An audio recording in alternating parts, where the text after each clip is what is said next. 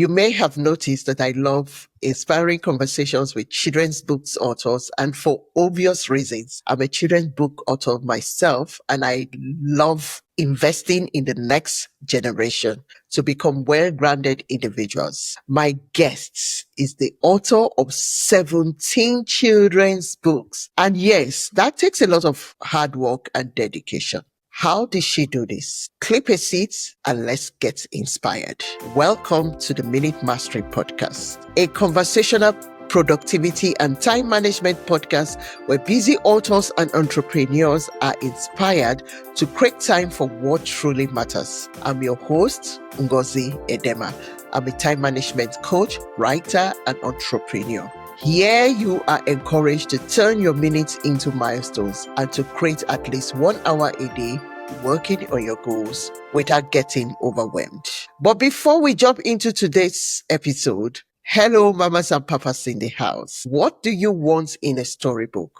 Here are my 5 favorite things I look out for in a storybook. 1, they should be relatable. 2, they should teach important lessons. 3, they should have great illustrations. 4, they should be evergreen. And 5, they should be fun to read. Mama's Daycare ticks all of the above boxes. Here is a review of this book, Mama's Daycare. This book is a book with a heart, a delightful and warm story. Mama's Daycare highlights the selflessness of a little girl who makes her mom's welfare a priority as she prepares to go to school for the first time. A great life lesson, beautifully illustrated and simply narrated. Check it out on Amazon, available in the Kindle store and on paperback formats. Today, I'm joined by a phenomenal guest, Carolyn Fernandez, the author of 17 children's books that spark curiosity, creativity, and a love for adventure. You might know her from the imaginative Asha and Baz series or our award-nominated novel, Plague Thieves. Carolyn is a master at weaving real-life heroes into the pages of her stories, giving young readers a front-row seat to history, science, and bravery. Her latest book, Asha and Baz Meet Gladys West, shines a spotlight on a real woman in STEM who helped change the world through mathematics. Welcome to the Minute Mastery, Carolyn. Hello, thank you so much for having me. So you're welcome to the show. You've written 17 children's books. What keeps you inspired to write for young readers? I know that is a big sacrifice. It is. I guess there are 2 sides to every coin. On the one side, creativity. I like to have a project on the go, so I always am looking for new things to write about. And also on the business side of it, publishing, you're usually working 2 years in advance. So I need to know what's coming down the pipe in 2 years' time from now. So it's kind of, there's a creativity part of it, and there's also the business part of it is I need to, keep food on the table and keep projects on the go to that I can enjoy as we go. So can you tell us more about your new release, Asha and Baz Meet Gladys West? What drew you to her story? So the context for the Asha and Baz series is it's a chapter book series which highlights real women in science, technology, engineering, and math.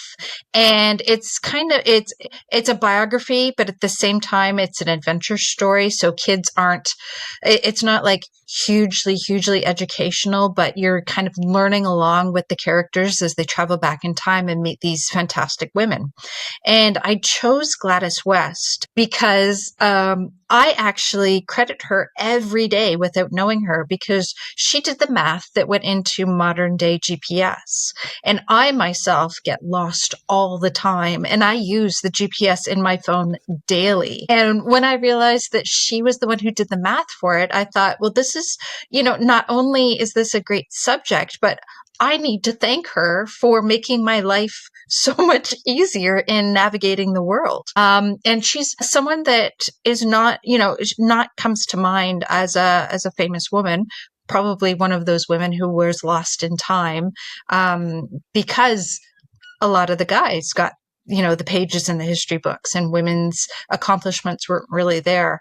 And I think it's something that children of today can connect to, because they know you can order a pizza through your phone, but how do they know how the pizza gets to your house? Like, how does that work? And so that was my inspiration for writing Ash and Baz Meet Gladys West. Wow. It's so inspiring for me to take real things that we use on a daily basis, just look at the brain behind what you use daily and turn it into a book. Mm-hmm, That mm-hmm. is And very sometimes, creative. especially for kids' books, you don't need to reinvent the wheel. You need to look at what are kids exposed to every day to make them think about, hey, where does that come from, and also making something that is relatable to them. Thank you very much. So your books often highlight real life figures like Gladys. How do you choose who to spotlight? What is your research process like? Okay, let's start with, how do you choose who to spotlight? You told me now that because you use the GPS all the time, you pick Gladys Oh, West. So but I have to discover Gladys West too. Like, and so it starts off with doing a lot of reading about women in history, and then also looking at what their stories are and looking at what their time periods are, because that all goes um, into, can I make a story out of this person in history? Because there are some, amazing, very early mathematicians, but there isn't a lot of information about their lives. And so I wouldn't be able to rework a story around their lives, because the data wasn't available for the research. And on the other hand, I myself need to be able to take what they worked on and, like, reduce it down to the books are for JK to grade 3. So there's some big things out there, like math problems and science discoveries. I myself do not have a science background, so I can't take those great big subjects and reduce them down to something that I can write for a JK to grade 3 person. However, with someone like Gladys West, I can relate it, as we said, to GPS. GPS, I can think about, okay, how do pizzas get delivered? There, I can write a story about that. And Gladys West wrote her own book, and because she did her work in the 1950s, 1960s, there's a lot of primary resources and secondary resources to back up her work. And when you're writing historical fiction for children, obviously you do make up the story to some degree of, the kids did not truly go back in time, but it needs to be based in firm research, and the facts have to be right, and the history has to be right, and how did they dress, and what did they eat, and what did the workplace look like. And I walked down to getting a map of she worked on a military base, and getting the map of the military base to say, okay, what streets would she have gone on? Would the building have been on the right or on the left? What did the buildings look like, sort of thing. So there is a great deal of research involved, but I think the research is half the fun, because you really want to pay tribute to the person and the time period. And kids need to, I think, for a kid to get into a book, they really need to feel like they are part of the environment of the book. They need to see and smell and feel like they are in the chapters with the characters as well. It's a lot of research going back in time to find out what people did, and even knowing street names that you could use in your book. Yeah. Wow. Yeah, That takes a lot. and for the Gladys West book, it was I had the unique opportunity that Gladys West is still alive, and she's in the United States, and I tracked down her daughter, and not stalkerish, in a very nice, respectful way, and we did email interviews with Gladys West, so that she could actually be part of the process, and I could ask her directly through her daughter. how, certain questions that I was able to incorporate into the book. And I think that that's something I've never been able to do, because all the women in history that I've written about so far through this series have all unfortunately long passed away. But to be able to write about someone who is still living was Yeah. a really, really interesting thing as an author. Yeah. Oh wow. That is really heartwarming. To be Mm-hmm. able to speak with her directly. Yeah. Mm-hmm. So, Mm-hmm. what message do you hope children take away from Gladys West's story, especially those who may not yet see themselves in STEM? Oh, the two characters are Asha and Baz in the story, and Asha is very curious, and Baz is very reluctant. As it turns out, I am very much the Baz character, because I'm a very reluctant, nervous person who often gets lost. And I think for the Gladys West book, kids can take away from what the kids in the book, the characters, take away from the story, in that Asha can pursue being curious about things and not be shy or embarrassed about being a curious girl in the world. And Baz is put in positions where he's challenged about having to not be so nervous, and he has to trust that they're going to find their way, and he has to like get himself out of a lost situation. And I think that kids can take away with that. It's okay to face a challenge and to find a solution and to succeed from a challenge all on your own, and that you don't need to just freeze. I'm a, flight, fight, or freeze. You don't have to freeze every time. You can figure out a solution. And especially with the Gladys West book, you learn about navigation and cardinal directions, and which are north, south, east, and west. And these are things that as adults we just normally know, where north and south are, but kids are still learning this. And I think that doing that, presenting that in a chapter book type of situation, kids don't have to feel like map and navigation are, something you just do when you're on a road. We do that every time, we go to the store, we walk to the library. It's a life skill that we need to master to some degree. Thank you. Feeling like there's never enough time in your day? Trust me, you are not alone. That is why I have created the Daily Planner for busy moms, writers, and entrepreneurs. A simple, powerful tool to help you plan your day with intention and calm, not chaos. Inside, you'll find a daily time blocking template to organize your priorities, a meal planning page to make dinner time smoother, a grocery list so you're never scrambling at the store, space for family activities, self care, and even business goals. Because as a busy mom and entrepreneur, I know you are managing a lot. You deserve tools that honor your time and help you pour out your energy into what truly matters. Ready to turn overwhelm into a beautiful reading? Download my free daily planner today. Just click on the link in this episode show notes or in the description on YouTube to download yours today.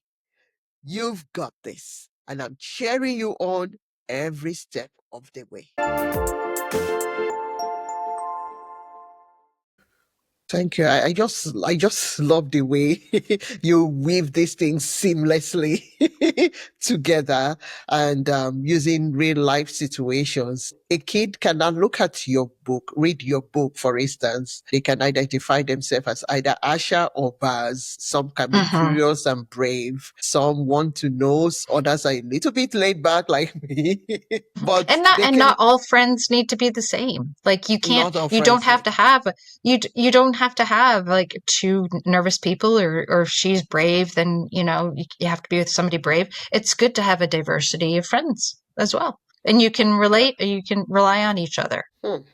So you mix history, adventure, and education together, and you do it so well. How do you balance fact and fun in your storytelling? Because you mix all of this, and then some are fact, some are not fact. They are meant to be fun. Well, with the Ash and Baz books, because they're so based in history, I have to be, I got to make sure that I have my facts in order.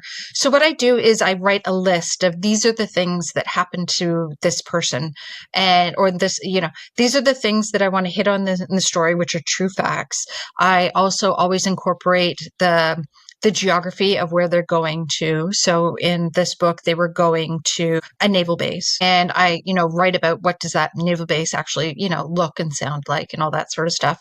And then for the creativity part, I put in, like, I invented characters that would be mad at Gladys, because in the time period, not everybody was happy with a woman working. This was the time when women were supposed to stay home and take care of their children and be nice and quiet and sort of thing. And so a woman working in the world was not always welcomed. And so in order to be honor that part of history, I invented people who were like giving dirty looks and that sort of stuff. But it was also an opportunity for Gladys as a character, for me to invent her being like, I'm still going to do my job. I have work to do. I have purpose. I'm not going to worry about what others think of me. This is what I want to do. And in knowing her life history, she really was someone who was very dedicated to her work. And she was dedicated not only to doing her job, but to doing her job really well. And she didn't have an ego of having to be the best in the room, but quite often she was the smartest. And there was a humbleness to it and a authenticity that she had. And those parts were it was historical, but there was also creativity that I could play with that, in making her interact with, fictionalized people, but being true to herself in the way in which I researched that she was. Thank you. So books can take us to places we have never traveled to before. Just by reading about a place, you feel like you've been there. So what role do you think children's books play in shaping how children see the rest of the world and their future? Because sometimes they may not even travel, but from the book they have read, they can figure out what the rest of the world looks like. It's so true that reading really helps kids figure out the world around them, and not only locally, but internationally as well. And I think books, and they can be historical fiction, or they can be fiction or nonfiction, are great ways for kids to see different parts of different cultures, different kids, different families, different places. And I think that there can be a great way to investigate what the world is like, but also a way to escape kind of where you are at the same time, especially, when kids are, at school all day, they need to go visit a pirate ship through a book, because it's a great way for them to develop imaginations. And so they're not only learning about the world, but they're learning how to create their own imaginations as well. So what advice would you give to an aspiring author, especially anyone who wants to write meaningful stories for children? Because I love meaningful stories of children's books. Your own type of stories kind of adds up, gives the children, they finish reading a book and they know they get something from the book. It's not just reading, but they take something away. So if you want to write a meaningful story, what should an author look out for? I think that authors should, every author should have a public library card, and you should visit the library often and read competitive books and comparative books for children. Because I think you need to know, when you're writing a story, is there another book like this out there? How did it do? How did they write it? Or if there's not this book, I wonder why there isn't this book in the world. Why isn't this book on the bookshelves? And I think reading is the best way for an author to develop not only their writing craft, but also to learn about what a meaningful story is to you, and what gaps are in the marketplace right now that your book will fill. And also to know about a lot of genres as well, because because a lot of people think, I have a great story about a balloon, I'm going to write a middle grade novel. And when you start reading other middle grade novels, you think, well, that's not really a topic for middle grade novels. I can't put, 40,000 words into a balloon. A balloon topic would probably work better for a picture book or for a board book. And I think that, you need to be well acquainted with the different genres and the word counts and what the subjects are between the different children's genres, so that you know exactly where your topic falls and who your audience is to write for. Thank you. So when will your book be coming out? Where can people get your book to buy? Tell us about your book, your new book, and tell us where they can find you too, because they want to connect with you as the author. Where can they find you? Where can they find the book? And when do they hope to get them? Well, depending on where the audience is who's listening to this, the book comes out tomorrow. So that is May 1st, 2025. And it's called Asha and Baz Meet Gladys West. It's published by Commandeer Press. It's illustrated by the very talented Dharmali Patel, who has created some awesome illustrations within the books. I should say we're a whole Canadian team. If you happen to love to support Canadian creators and Canadian publishing, independent publishing authors, we are fully Canadian, and we're actually all women too, for this book series. So, cheers for that. And it is available everywhere as of May 1st, 2025. So it will be at the big stores like Amazon, and Indigo and Barnes and Noble in the States. And it will also be at your neighborhood independent publisher. And probably within a few months, it will be at the public libraries and if you don't see it, please ask for it. And you can buy or borrow wherever books are sold or borrowed. Oh, and for me, where can you find me these days? At my home, making tea most days is where you can find me. But on the internet, I have a website called carolynfernandez.ca. I am on Instagram as Parent Club and on Blue Sky as Parent Club, because originally I was a parenting blogger and I had a blog called parentclub.ca, and I got into writing through being a stay-at-home mom, and I wanted to start writing for magazines, and at the time you needed to have a portfolio, so I started a blog as one did back in the day. And so from writing on Parent Club, that's why all my social media handles are Parent Club, so that it was, back in the day, it was all branded towards being a parenting blogger. But, I've evolved into author since then, but kept the name. Thank you very much. Your links will be in this episode show notes. And thank you so much for coming to the show, and all the best with the book. I can't wait to read that book. It's exciting. I just like the perspective of the GPS, because I'm a GPS user myself. I love GPS. Without it, thank goodness for GPS. Oh, yeah. Yeah. So, I am ever so thankful. I can travel to any part of the world, and I can still feel safe that I can travel to anywhere I want to go to. So thank you very much. I'm looking forward to having a copy of that book myself. Thank you. Oh, thank you so much. So thank you for sharing your time, your wisdom, and your passion with us today, Carolyn. It's inspiring to see how you're using storytelling, not just to entertain, but to empower the next generation. So to all our listeners, if you are looking for a meaningful book to spark a child's love for learning and leadership, Asha and Baz Meet Gladys West is one to add to your shelf. And thank you very much for tuning in to the Minute Mastery podcast. If you have found this episode helpful, please share it with someone who could use more time in their day. And remember to subscribe and leave us a review. Until next time, you are in control of your time, and you've got this.